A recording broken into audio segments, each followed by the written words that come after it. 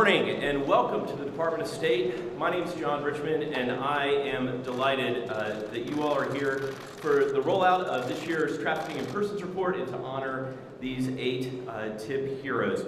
Let me give you a quick word about this morning's program. Secretary Pompeo will begin by giving the keynote remarks.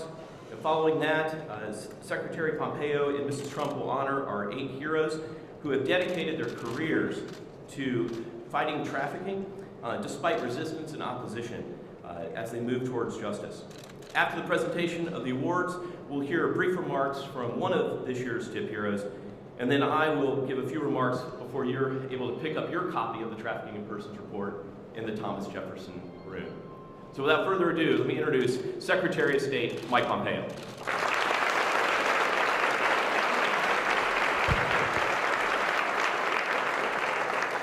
Good morning, everyone. Welcome.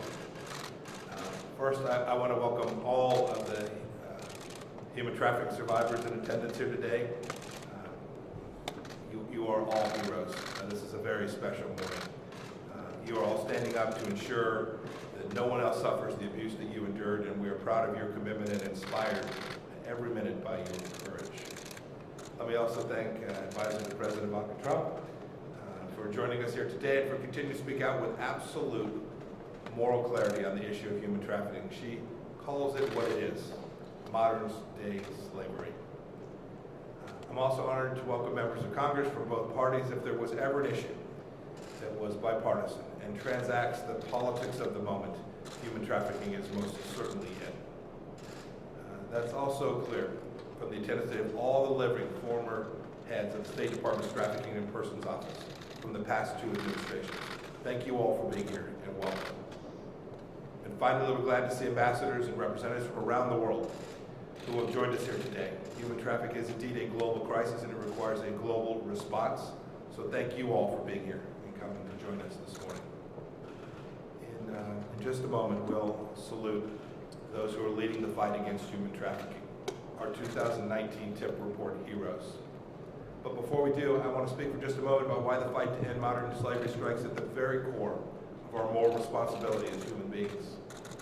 Consider one of the stories documented in this year's report. The story of a woman from Venezuela, who all call Melinda. After Maduro came to power, Melinda found herself trapped in poverty and desperate to provide for her family. One day, she met a man. She met a man who offered to cover expenses to travel to Spain, or he promised he would find enough work to send money back home so that she could take care of her family and those around her. He then forced her into prostitution and threatened to hurt her daughter if she resisted. So she stayed silent, and after years and much anguish, she finally was able to get the police, and a raid finally set her free. I wish that I could stand here this morning and tell you that her story is uncommon, but our report reveals the grim reality. There are 25 million adults and children suffering from labor and sex trafficking all over the world, including in the United States, and indeed in this very city in which we're sitting here today.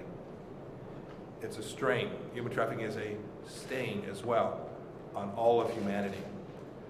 We detest it because it flagrantly violates the unalienable rights that belong to every human being. Every person, everywhere, is inherently vested with a profound, inherent, equal dignity. America was founded on a promise to defend those rights, including life, liberty, and the pursuit of justice. But too often we've fallen short, and we cannot fall short on this challenge. Human rights trafficking is not a natural disaster. It's caused by man, and therefore we have the capacity to solve this. And I hope that this report helps each of us know the way to achieve this. You'll see that the focus of the 2019 TIP report is to encourage governments to address forms of human trafficking occurring within their country's own borders. That may seem surprising to many of you. Indeed, I think one of the biggest misperceptions about human trafficking is it's always transnational. It's not the case. Every individual and every individual country must confront this challenge on its own sovereign territory. Because in reality, traffickers exploit an estimated 77% of victims in their own home country. Human trafficking is a local and a global problem. Shockingly, many victims never leave their hometowns. I think the focus of this report appropriately reflects that challenge. National governments must empower local communities to identify and address trafficking-specific forms prevalent in the areas in which they live. The report identifies a few success stories too, like Senegal, where the government identified a growing problem of child begging rings, ran campaigns to raise awareness among the public, convicted perpetrators, and provided care to many, many victims. The report commends those countries that have taken action, nations like Senegal as well as Mongolia, the Philippines, Tajikistan, and others. But we also call out those nations that aren't doing enough. Tier 3 designations, the lowest possible designation, were given once again to China, Iran, North Korea, Russia, Syria, and Venezuela, among others. A few countries were added to the Tier 3 list, including Cuba. Some of these governments allow human traffickers to run rampant, and other governments are human traffickers themselves. In North Korea, the government subjects its own citizens to forced labor, both at home and abroad, and then uses proceeds to fund nefarious activities. In China, authorities have detained more than 1 million members of ethnically Muslim minority groups in internment camps.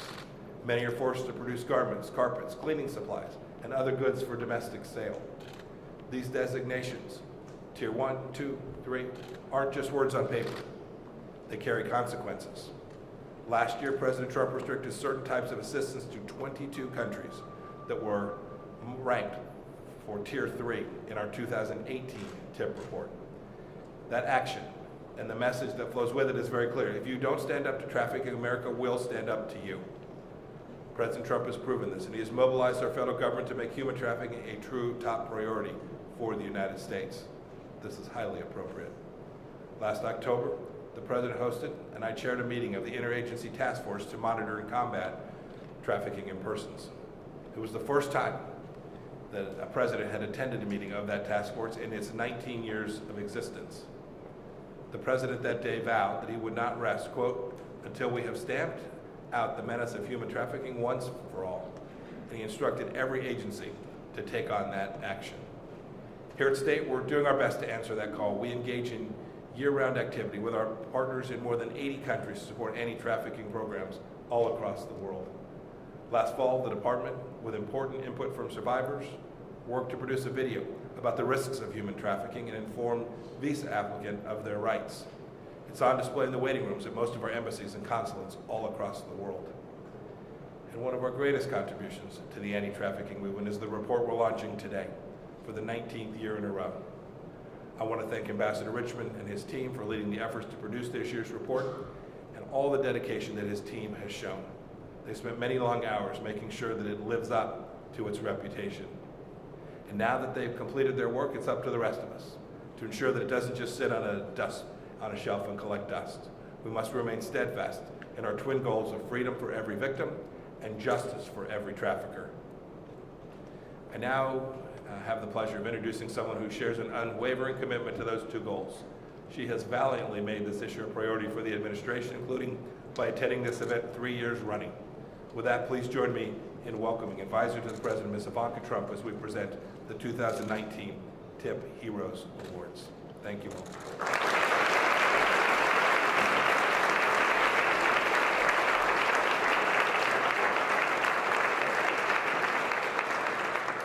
Thank you, Mr. Secretary, for those meaningful words and your leadership on this important issue. It's now my pleasure to help recognize the heroes that are identified in this year's Trafficking in Persons report. We'll start with Adelaide Swagadugu from Burkina Faso.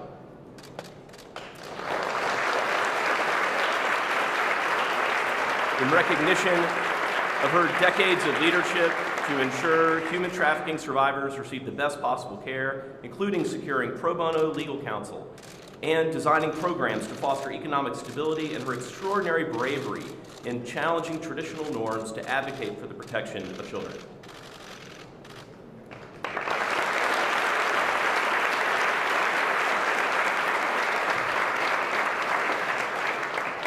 Next, we have Daniel Rueda and Veronica Subligiewicz from Ecuador.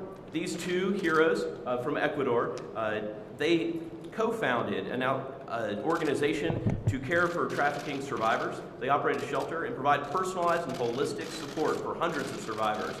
We're grateful for their tireless engagement with the Ecuadorian government to prevent human trafficking, and we recognize these two heroes.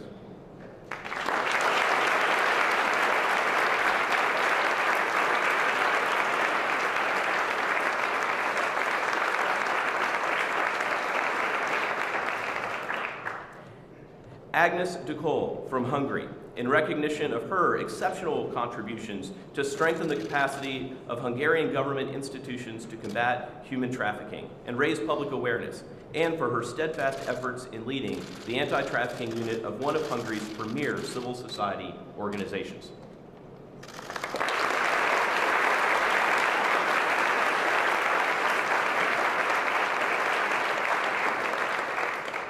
Sister Gabriella Batani from Italy, in recognition of her dynamic leadership of an extensive international network of Catholic sisters committed to preventing human trafficking and connecting survivors to critical services, and her relentless resolve to elevate the importance of combating human trafficking in communities around the world.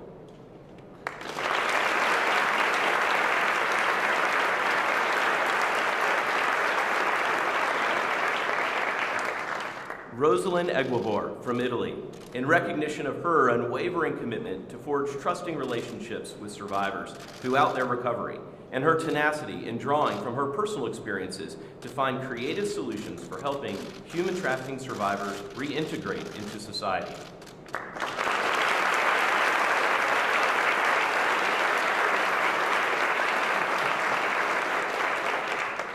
Judge Ruda Labidi from Tunisia, in recognition of her key role as the driving force behind Tunisia's efforts to implement a new human trafficking law, and her impressive ability to marshal scarce resources and overcome bureaucratic hurdles to establish and build on effective interagency and national authorities dedicated to improving the government's ability to advance a comprehensive anti-trafficking strategy.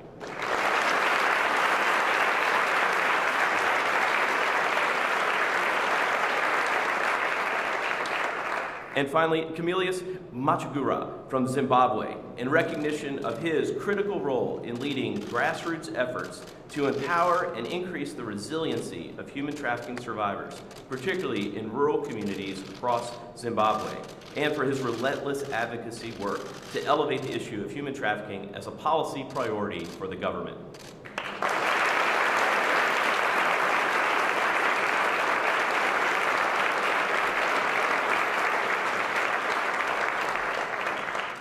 I'd now like to invite Sister Batani to the podium to speak on behalf of this year's TIP Report Heroes.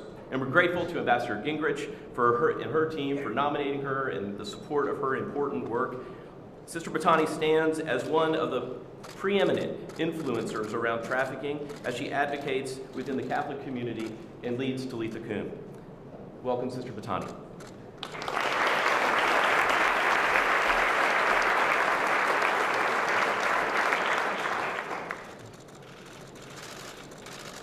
Mr. Secretary of State Pompeo, Ms. Trump, Ambassador Richmond, distinguished guests, on behalf of the 2019 TIP Report Heroes, and those we represent, the recognition we receive today honor us and the many people, often unknown, committed to counteracting human trafficking around the world.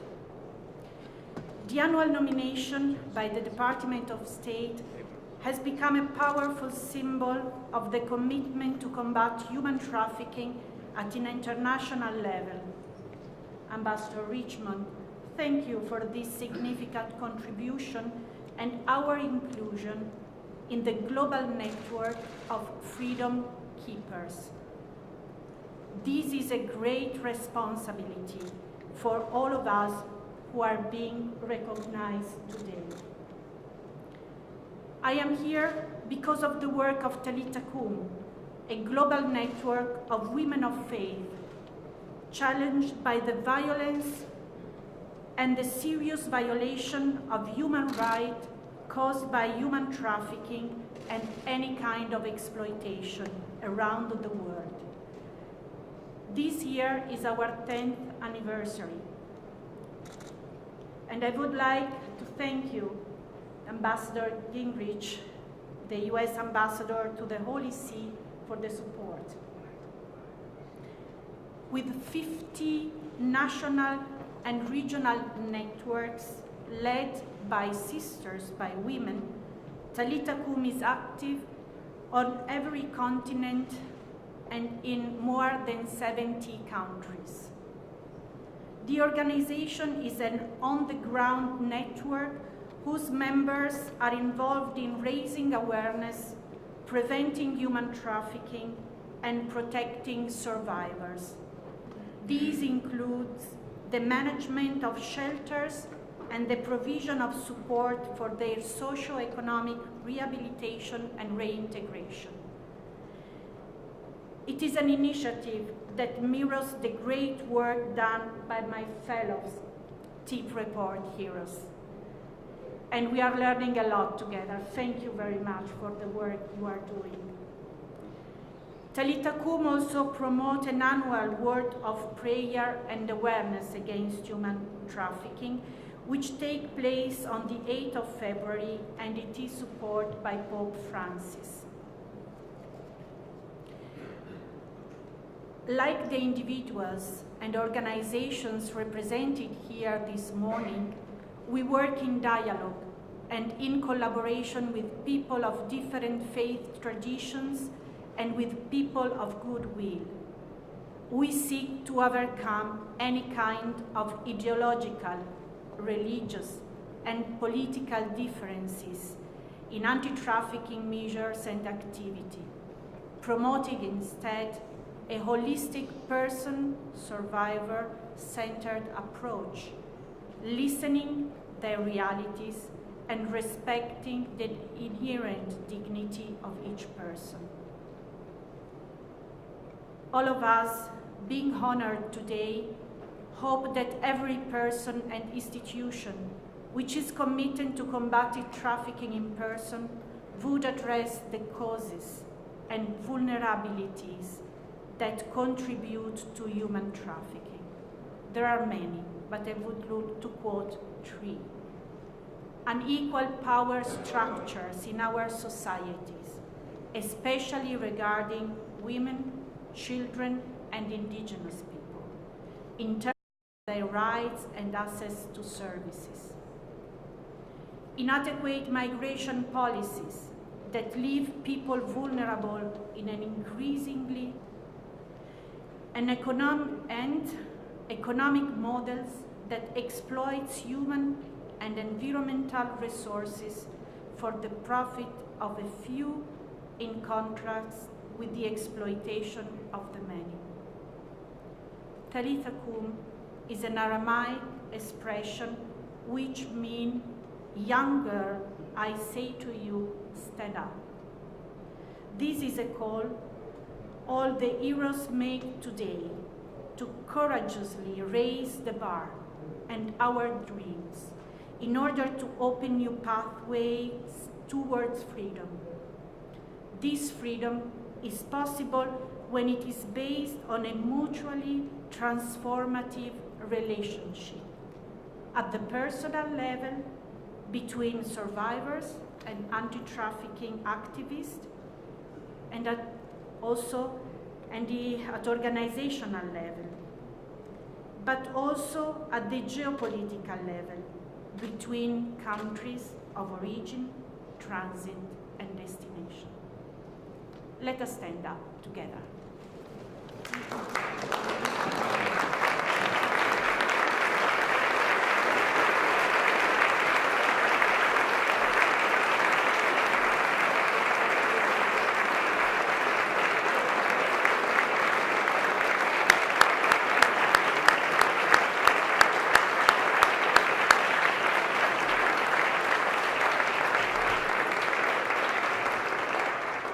Thank you, Sister Batani, for your words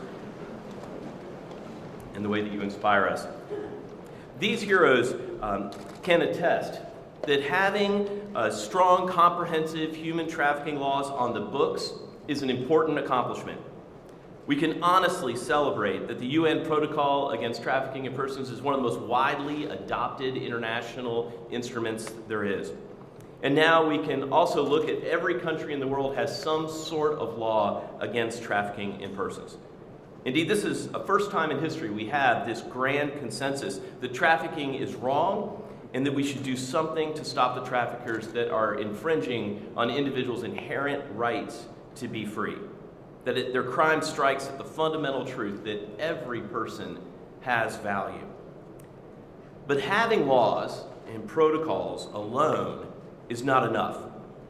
Parchment promises of protection have to be put into action if the millions of global victims around the world are to obtain relief.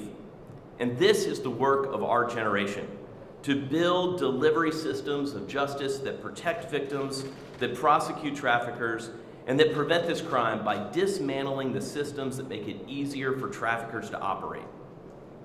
The assessments and recommendations in this year's TIP report are all directed at how each country, including the United States, can improve those delivery systems of justice that are essential to end trafficking. And I want to let you know that the team at the Trafficking in Persons Office, they are people of action. This small but impressive team of dedicated experts has worked incredibly hard. And having been a fan and a consumer of the TIP report for years, having often sat where you're sitting, or stood where we used to stand, I would get the TIP report and plow through it each time. But now you might think that having peered behind the curtain, having seen how the sausage is made, I might be disillusioned or discouraged. But that has not been my experience at all. The detailed and thoughtful way that they have gone through this process of building a fact-based report is inspiring. And they bring that same resolve to combating trafficking through international programming, technical assistance, developing meaningful metrics, and through the public conversation around trafficking. And I'm incredibly proud to be a part of this team. Their quality and their work is only surpassed by their professionalism and their commitment to this mission. I also want to take a moment to recognize the family members of our team. Because as we work long hours and we travel the world, almost 100 countries on 6 continents last year, it's often the families that bear the burden. And we recognize that we do not do this work alone.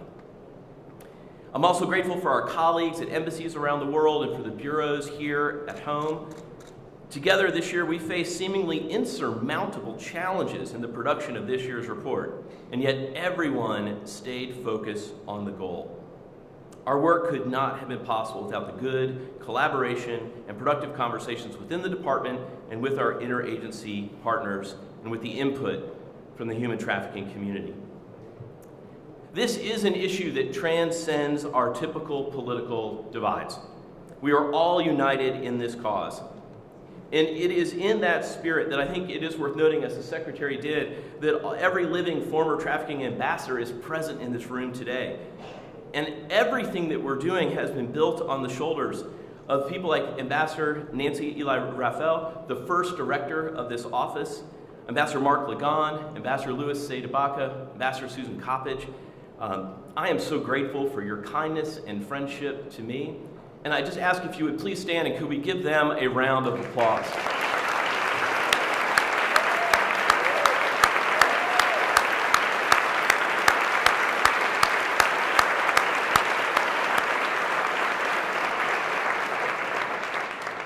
I'd also like to take a moment and pay special tribute to Ambassador John Miller, who passed away in 2017. Their dedication to this work, their leadership of this office, their advancement of the anti-trafficking movement has been meaningful, and we stand on their shoulders. This is a season of action, and I hope we can find inspiration from the heroes and their stories. I hope we can partner together as we spread hope that we can make a difference in this crime. The crime of human trafficking is an affront not just to the dignity of every individual, but it's an affront to who we are. And as the Secretary said, trafficking is not inevitable. If governments, businesses, civil society, faith communities, survivors, and everyone bands together, it can be stopped. We are in a fight for freedom, and I'm glad we are in this fight together. Thank you all for coming today. Please remain in your seats as the Secretary of State and Ivanka Trump exit and depart the stage. And then afterwards, you can pick up your copy of the Trafficking in Persons Report in the Thomas Jefferson Room. Thank you again for joining us today.